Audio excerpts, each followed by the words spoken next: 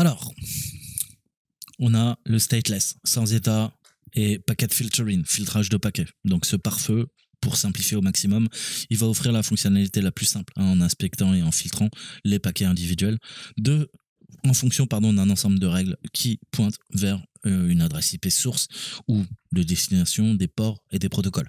D'accord, sur votre box à la maison, voilà, c'est le plus classique.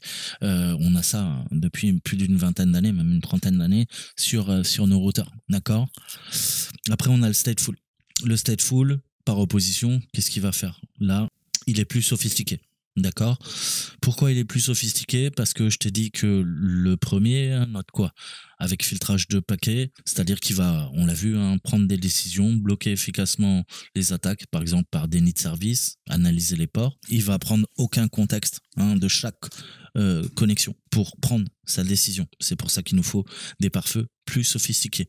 Alors le stateful, qu'est-ce qu'il a? Lui, il va suivre l'ensemble de l'état des connexions réseau et utiliser des informations pour prendre des décisions de filtrage. Techniquement, vous avez ce type de pare-feu, soit en matériel, soit en logiciel. Souvent, maintenant, les solutions antivirus proposent ça. D'accord. Un exemple, si un paquet est acheminé vers le réseau qui fait partie d'une connexion établie, le pare-feu stateful le laissera passer. Donc encore une fois, en fonction des besoins, tu vois, d'où vient le paquet, est-ce que c'est une machine qui est connue du pare-feu, est-ce qu'elle a déjà communiqué, tu vois, est-ce qu'il y a une antériorité et tout ça. En fonction de ça, je vais laisser passer le paquet ou pas. D'accord. Si jamais cette machine m'envoie des paquets et c'est la première fois que je l'identifie sur mon réseau, tu as bien compris que là, on va se poser un petit peu plus de questions. D'accord. Donc ça, on pourrait résumer trivialement. Voilà un peu le stateful. Ensuite, on a des services proxy, d'accord, et on a des pare-feux associés qui protègent le réseau en filtrant les messages au niveau de la couche applicative, donc tout en haut, offrant ainsi une inspection approfondie des paquets et un contrôle plus granulaire du contenu du trafic, d'accord. Le pare-feu peut bloquer l'accès à certains sites web et bloquer la transmission de types spécifiques de fichiers. Donc là, on va s'en utiliser essentiellement, vous en avez dans vos entreprises, d'accord. En fonction des services dans lesquels vous travaillez, où vous allez être restreint sur les sites que vous pouvez accéder pendant les heures de travail et éventuellement aussi certains types qui vont être bloqués. C'est rare que tu puisses faire du peer-to-peer, tu vois, sur le PC de l'entreprise ou lancer un petit client BitTorrent, d'accord. Donc voilà. Ensuite, on a nos WAF, le Web Application Firewall. Donc là, comme son nom l'indique, c'est un pare-feu d'applications web. Donc, il est conçu pour protéger les applications web. Waouh, génial. Donc les WAF, plus sérieusement, ils bloquent les attaques web courantes, d'accord. Typiquement, injection SQL, d'accord. Script intersite, donc du CSRF, SSRF, les attaques par déni de service, d'accord. Et enfin, on a les New Generation, donc là c'est le top du top. Grosso modo, ça fait quoi? Ça conjugue à la fois le stateless, le stateful et ce que font les pare-feux de proxy, d'accord. Et en plus, en combinant donc ces trois composantes, ça va faire de la détection et de la prévention des intrusions et filtrer le contenu. Donc c'est les plus évolués, les plus chers naturellement. Nous, on va travailler sur le pare-feu pas compliqué et qui est ce que j'appelle l'Uber Firewall, mais c'est l'Uncomplicated Firewall, donc le pare-feu pas compliqué. Et là, c'est quoi? C'est du stateful. Et on peut faire ce qu'on veut. Bon, c'est cool. Alors, déjà, UFW, d'accord, et il nous dit, écoute, t'es gentil, quoi, il faut des arguments. Il attend un argument, on va lui donner help. Donc là, vous avez toutes les commandes, si vous avez besoin. Le mieux, pour commencer, on va commencer par le statut. Donc, élévation de privilège, parce qu'on travaille sur le pare-feu, c'est quand même plus cool. Et on peut lui demander status. Et là, il nous dit qu'il est inactif. Vous pouvez également demander un mode verbose. Un petit peu plus détaillé. Vous voyez qu'on a le status classique.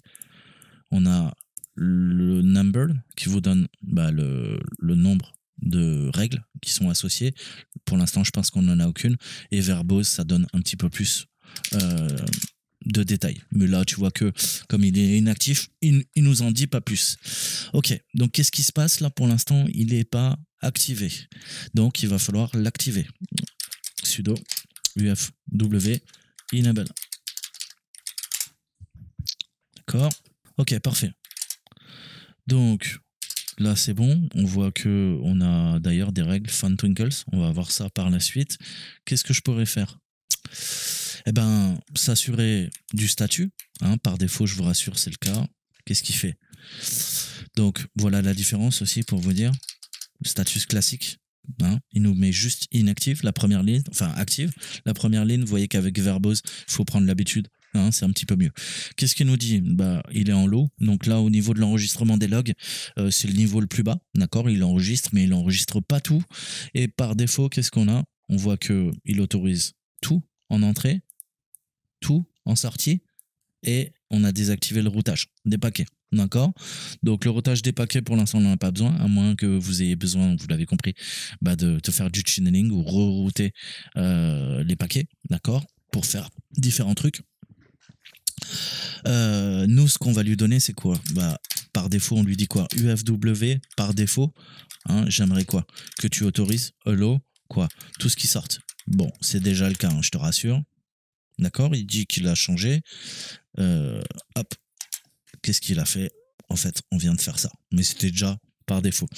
D'accord? Ensuite, qu'est-ce qu'on peut lui dire? À l'inverse, je veux bloquer tout en entrée. D'accord? Pourquoi?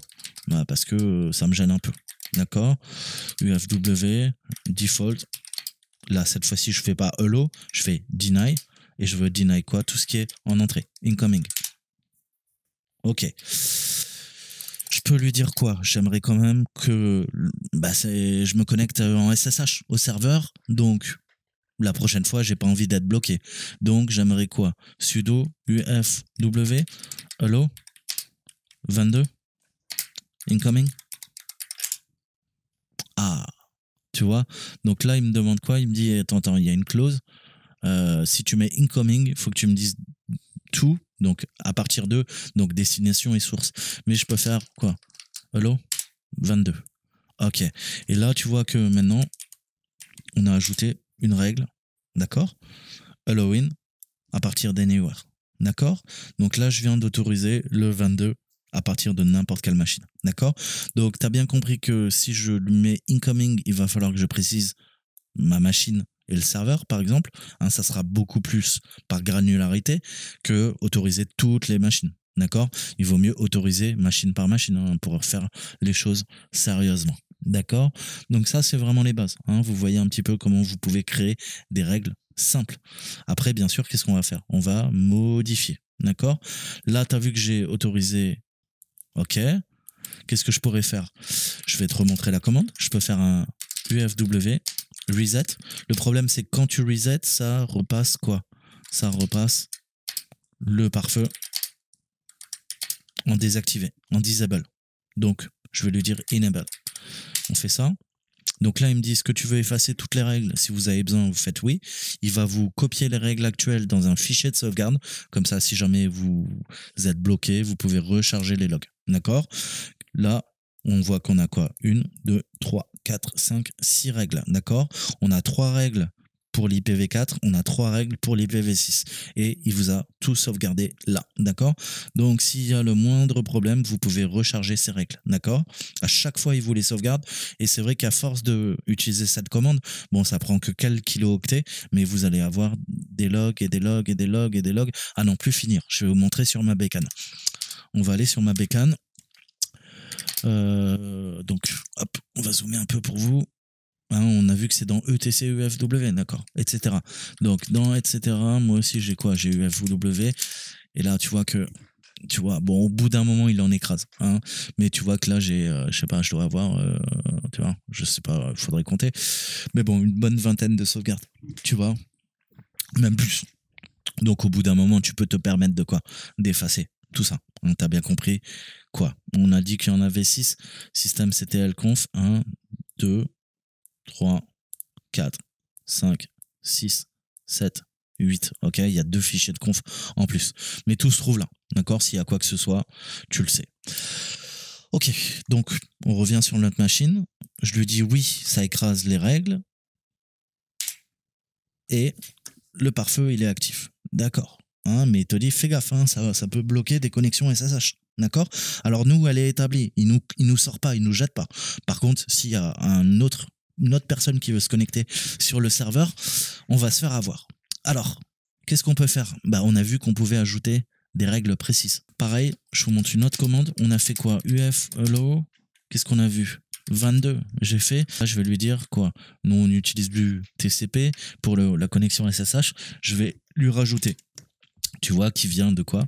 M'ajouter de nouvelles règles. D'accord? Et tu vois que cette fois-ci, les règles, elles sont en quoi? Elles sont en TCP.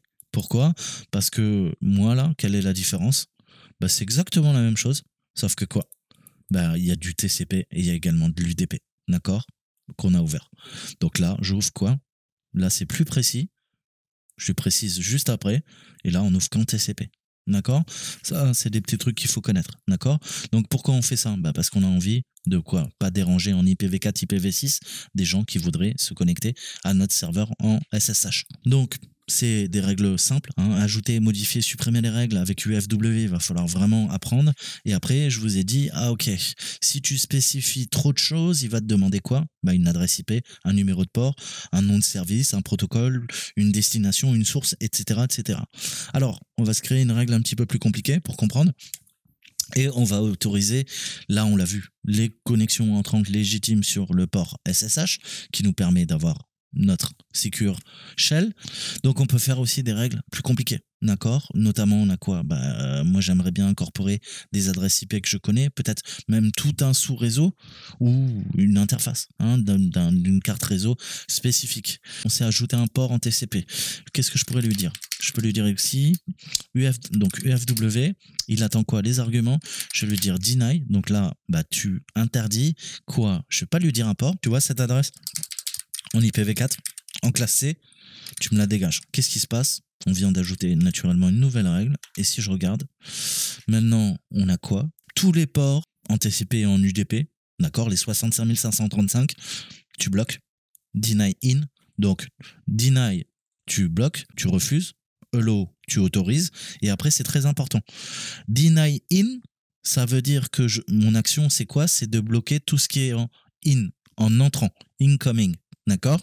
Et si j'avais deny out, d'accord? Tu aurais compris que c'est tout ce qui est outgoing. Donc, tout ce qui est en sortant. Là, je suis en train de bloquer en entrant sur le pare-feu. Et en entrant, eh ben, si jamais il y a cette adresse, d'accord? 192.168.125, elle pourra se connecter sur aucun port de la machine en entrant. C'est ce qu'il faut comprendre. Mais je peux quoi? Je peux aussi dire, ok, j'ai une autre machine, c'est la 192.168.126. Je veux qu'elle puisse se connecter en Wi-Fi au serveur, mais j'ai pas envie qu'elle utilise une connexion câblée, son ETH0. D'accord? Donc si elle essaie de se connecter sur mon ETH0, je la dégage. Pareil en entrant. Donc qu'est-ce que je peux lui dire? Moi, j'ai une autre adresse maintenant et je voudrais l'empêcher de se connecter à une interface précise. Qu'est-ce que j'ai? J'ai plusieurs interfaces. On voit quoi? Là, j'ai ETH0 et j'ai le loopback. Bon, là, j'en ai qu'une. Mais imaginons que je dise, ok, pare-feu, tu vas cette fois-ci me bloquer, deny, et là, je vais préciser. Qu'est-ce que je vais préciser? In, en entrée, ou out, et on lui précise in, on sur l'interface. L'interface, on a vu que c'est quoi? ETH0, d'accord? Donc, tout ce qui est en entrée sur mon câble Ethernet, ma carte réseau Ethernet, tu bloques, d'accord? À partir d'une autre adresse que je vais te donner, c'est la 26. On ajoute la règle, on regarde à nouveau notre règle, et cette fois-ci, tu vois que c'est plus anywhere, c'est anywhere en ETH0, d'accord? Donc imaginons que j'ai une carte Wi-Fi, il pourra quand même se connecter à partir de cette adresse en entrant, à partir de la carte Wi-Fi, mon adaptateur Wi-Fi. Mais s'il essaie de se connecter quoi? Que lui soit en Wi-Fi, en 3G, on s'en fout en fait.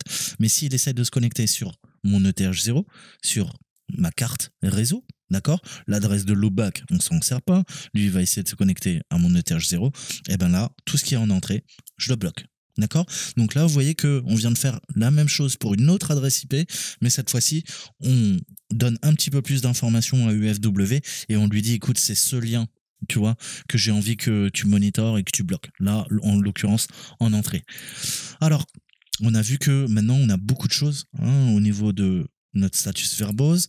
On a vu que je pouvais faire UFW help et demander quoi? Un status numbered? Ah, ok. Sudo UFW, c'est quoi la différence? On va le voir.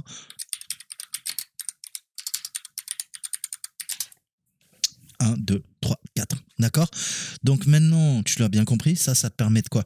Eh ben, si jamais t'as envie d'effacer quoi, une règle, je veux effacer la dernière règle qu'on a fait, celle-ci, qu'on vient d'ajouter, et ben là, je pourrais spécifier à UFW, tu effaces la règle 3. D'accord? Ça t'évite de dire, bah ouais, tu effaces la règle qui est quoi? Qui sur le lien ETH0 à partir de n'importe quel port, en entrée, bloque l'adresse IP là. Tu lui dis 3, il va comprendre, il va t'effacer cette règle. D'accord? Tu lui dis la 3 et 4, il va t'effacer ça et ça. D'accord? Tu veux que la 1, il va t'effacer celle-là. D'accord? Très simple, hein, mais il faut comprendre un petit peu comment ça fonctionne. Ensuite, je vous ai dit, vous pouvez pour X raisons désactiver peut-être le pare-feu. Donc on avait vu que, je vous l'avais montré dans les précédentes vidéos, puis quand je vous avais fait les cours sur pare-feu, pas compliqué, oui, mais il faut savoir un truc, quand tu fais un reset, qu'est-ce qui se passe? Ben déjà, il faut être root. Vous voyez que si on fait un sudo, ok, parfait. Donc là, qu'est-ce qu'il a fait? En fait, il a copié la source et il a fait une copie, destination. Donc, je vous ai dit, vous avez à chaque fois vos backups que vous pouvez recharger. Comme ça vous évite éventuellement de perdre des règles si jamais vous faites une erreur de manipulation. Mais ce qu'il faut savoir, c'est que du coup, quoi? Bah, du coup, status, il est inactif. Ah merde. Ça veut dire qu'il faut à nouveau le passer sur enable. D'accord? Donc ça, il faut le savoir. Pensez à pas couper votre connexion SSH. Je vous en avais parlé en plaisantant dans les précédentes vidéos. D'accord? On voit là qu'on a quoi? Qu'on a une règle d'ailleurs qu'il a faite. Donc lui, il fait quoi? Il fait un force reset. Ouais, défaut allo 21, 22, 90. Ok, donc là, on voit que quoi? Typiquement, on peut exécuter s'il faut le script. Et si on fait maintenant un status verbose pour avoir plus de détails, voilà les règles qui ont été ajoutées. D'accord? Donc vous voyez que vous pouvez rapidement faire des scripts et penser tout le temps que c'est la condition sine qua non. Si vous faites sudo ufw reset, je vous conseille dans la foulée. Donc soit comme ça, lui dire ok, mais tu fais un enable dans la foulée. D'accord? Donc ça reset et ça vous demande de quoi? Qu'il soit à nouveau actif au démarrage du système. D'accord? Et actif tout court, même, j'ai envie de dire. Donc là, ça vous évite de désactiver le pare-feu en voulant réinitialiser et faire le reset, puisque le reset implique automatiquement un disable. D'accord? Donc là, on n'a pas besoin. D'accord? Pourquoi? Parce qu'il est déjà démarré, il est en actif. C'est exactement ce qu'on veut. Donc là, vous devriez être un petit peu plus à l'aise avec UFW. On a vu vraiment les bases. Ça vaut le coup de creuser. Et puis après, je vous dis, une fois que vous êtes à l'aise avec UFW, pensez que vous avez IP table. Ensuite, on va parler un petit peu donc des honeypots. Alors, pot de miel. D'accord, c'est un élément d'infrastructure intrigant dans le monde de la sécurité défensive. Imaginez un piège tendu aux attaquants, d'accord, un mirage de vulnérabilité qui va, comme le miel et les abeilles, les attirer, d'accord, en pensant récupérer de véritables trésors. Eh ben non, pas de chance, c'est un pot de miel, un honeypot. Le pot de miel, c'est un mécanisme de cybersécurité, comme je vous le disais. Le but, c'est la ruse magistrale, la tromperie, la duperie. Le but, c'est d'observer les attaquants et eux, ils vont essayer d'attaquer puisqu'ils se croient dans un système peut-être de production, recette, peu importe, bac à sable. Et finalement, ils vont se retrouver dans de faux vrais systèmes. Généralement, on duplique même une partie de la production et on va faire des clones avec plein d'éléments qui vont permettre, entre autres, les honeypots, mais pas que. D'accord, ça va permettre de sniffer les communications, de voir un petit peu les tactiques, les techniques et les procédures de nos adversaires et de dresser des patterns et peut-être de faire un peu de CTI. Donc voilà, le jeu, c'est encore une fois de imiter des applications logicielles, des serveurs ou même des réseaux entiers, comme je vous disais. Donc c'est ce que va faire la Best Festival Company. Elle a récupéré le site web du Père Noël qu'on a hackback, qu'on a piraté en retour, et maintenant on se dit que on va faire une réplique du vrai, et puis on va voir un petit peu comment se comportent les méchants. Alors, si on doit parler un peu d'honeypot, on a le principe de haute interaction et de basse interaction. On parle de low interaction et de high interaction. Alors, en low interaction, En fait, c'est les honeypots les plus simples, d'accord? Basse interaction, pourquoi? Parce que ça va essayer d'imiter des systèmes plutôt simples, d'accord? Ça peut être des serveurs web, ça peut être des bases de données, hein. Encore une fois, le but, c'est récupérer de l'intelligence, d'accord? Du renseignement sur l'attaquant, hein, au niveau de son comportement et détecter de nouvelles techniques d'attaque, hein, qui pourraient arriver dans la nature. Ensuite, on a le principe de high interaction. Donc là, vous avez bien compris, ça coûte beaucoup plus cher, c'est beaucoup plus compliqué. Pourquoi? Parce que bah, là, on s'intéresse à l'ensemble, hein, d'un système d'exploitation. C'est des réseaux, des grosses parties de réseau, d'accord? Le but, c'est bah, de imiter au plus près possible bah, les systèmes de production pour que bah, le pot de miel soit encore plus alléchant pour les attaquants. D'accord? Donc là, c'est aussi en termes de ce qu'on va récupérer. On va récupérer des détails beaucoup plus méticuleux sur le comportement de l'adversaire et étudier les techniques, encore une fois, pour comprendre comment les vulnérabilités sont exploitées. Alors, on va utiliser Pentibox. Donc, c'est installé sur la VM, d'accord? Sinon, vous l'avez sur GitHub. Et on va voir un petit peu les outils qu'on a. On va installer déjà notre honeypot. Alors, c'est du Ruby. On a notre arborescence. Vous voyez qu'elle est là. Je pense que il va falloir aller dans la 1.8. Ouais, c'est une directory. On va aller dans la 1.8. Voilà. Et là, vous avez Penbox EB. Donc, je vais pas mettre à jour, hein. Naturellement, on aurait dû faire un PB update. Pourquoi? Bah, parce que pour avoir la dernière version, là, je suis sur une machine qui est pas connectée à Internet. Tu as bien compris qu'on va s'en passer. Donc, on travaille sur du réseau, c'est du bas niveau. On va se faire quand même une petite élévation de privilège. Et on lui dit, donc, point, slash, dans le répertoire courant, je veux que tu m'exécutes Penbox Ruby. Ok. Donc, ça lance Pentibox. Vous voyez qu'on a différentes options qui nous sont proposées, pardon. On va aller dans la partie 2, réseau. Et là, vous voyez que vous avez le 3, la partie quoi? Honeypot, d'accord? Donc vous voyez qu'on peut faire du scan de port aussi, récupérer des informations, des adresses MAC, d'accord? Faiser et voir bah, éventuellement si on peut faire un petit test de charge, hein. Je vois NetDOS Tester, à mon avis ça doit faire, je sais pas, du SynFlood, en tout cas des attaques DOS simples, hein, pour tester éventuellement si l'ordinateur, le serveur supporte la charge réseau, d'accord? Donc nous c'est le honeypot. Ok, il nous dit qu'on doit avoir les privilèges. Bah, on a fait un sudo, donc on devrait avoir les privilèges. On va se faire un fast auto configuration. Vous avez bien compris. La deuxième option, quoi, bah, nous permet d'avoir de plus amples détails. Je vous conseille tout le temps la manuelle, naturellement, mais si vous débutez, on va faire un fast auto.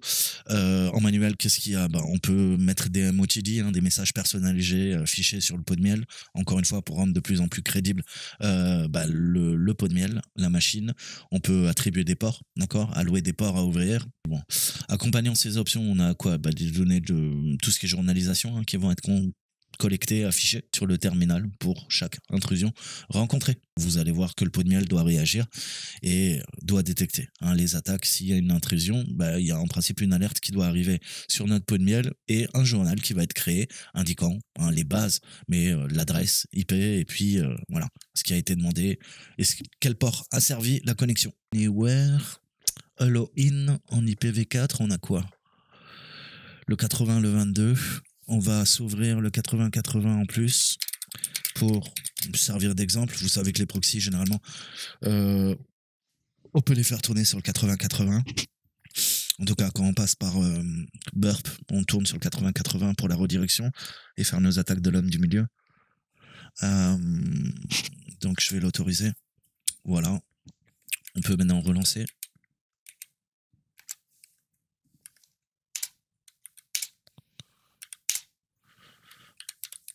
D'accord? Donc là, je lui dis 80-80. False message.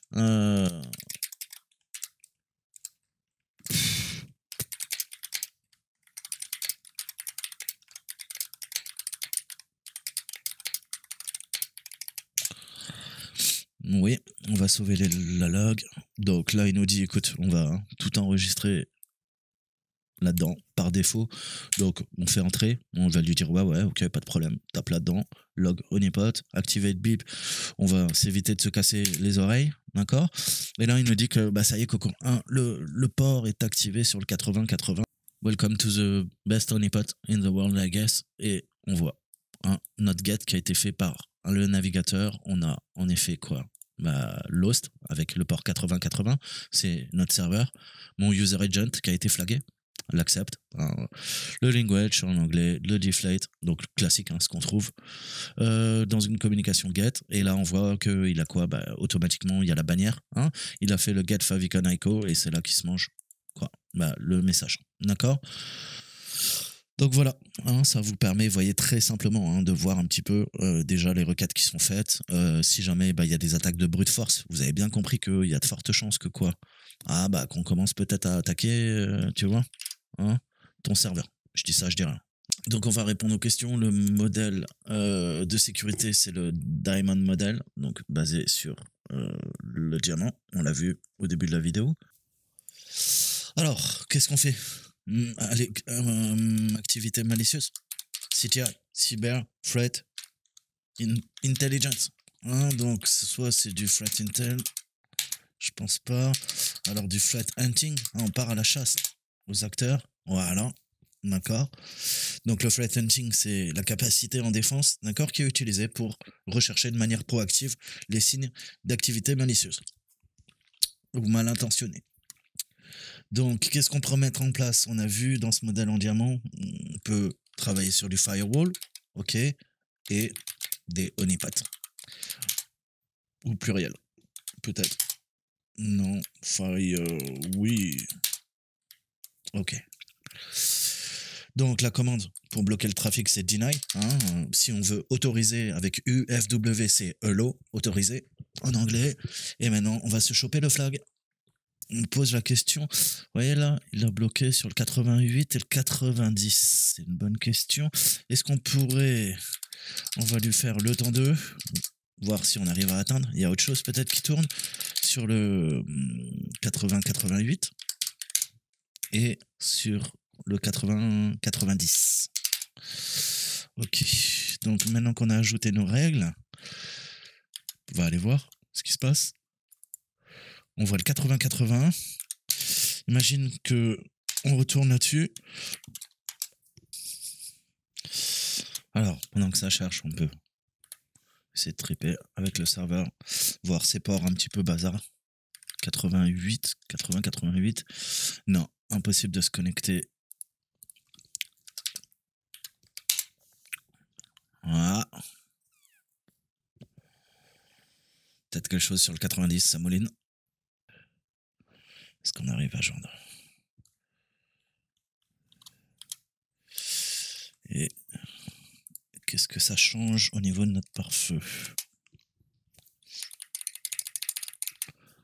Ah, on a un Radan en filtered 80-88. Ça a pas l'air d'être bon pour ça. Ça a pas l'air de kiffer. Et le 90. Et là, ça passe. D'accord. Donc, c'est pour nous pousser à jouer sur les règles. Et on a maintenant bah, le nouveau serveur hein, qui a été nettoyé, propre, hein, qui tourne sur le 80-90. D'accord. Donc là, bah, on est pleinement opérationnel. Il nous faut récupérer notre petit drapeau. On arrive à faire ça. Voilà. Donc j'ai pris du retard. Hein. J'espère que vous avez fini avant le 24. Perso, j'ai pas eu de cadeau. Hein. Voilà. Donc je terminerai hein, début 2024. Moi, je vous souhaite une bonne fin d'année. Profitez bien. Et puis, bah, nous, on se retrouve, je pense, je sais pas quand, mais je vais essayer de terminer ça vite zaf. Voilà. Je vous dis à très bientôt. Ciao, ciao.